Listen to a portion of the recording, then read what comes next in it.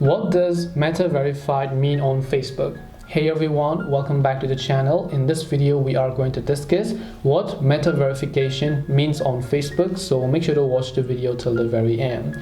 So if you have been using Facebook, you might have noticed that whenever you open the Facebook app, you come to your profile page, you tap the three dots option, you'll find the option called Meta Verify, and suddenly out of nowhere you found this option. What does it really mean?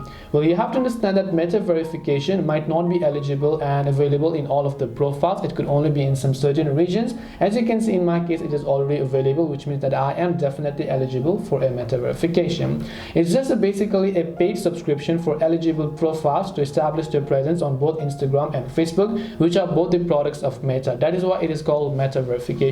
And this subscription comes with benefits that are only available for eligible profiles that successfully complete the verification process. Now, for this, of course, you have to pay a certain amount of price, but just because you pay that price doesn't mean your account is going to get verified. Instagram or Meta is actually going to go ahead and basically check your eligibility for this. So right here you can see some of the features of Meta Verification, which is a verified badge, account protection, support, and unique stickers. You can just tap the next option here. As you tap the next option, you can choose the account that you want to sign up for verification, which I'll select my Facebook account over here.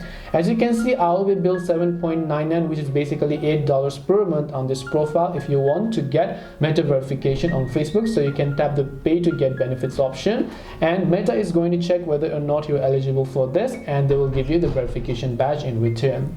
This way you'll be able to figure out what Meta Verification means on Facebook. Hope this video was very helpful. If you have got any questions, then feel free to leave them down. Thank you for watching and see you in the next video.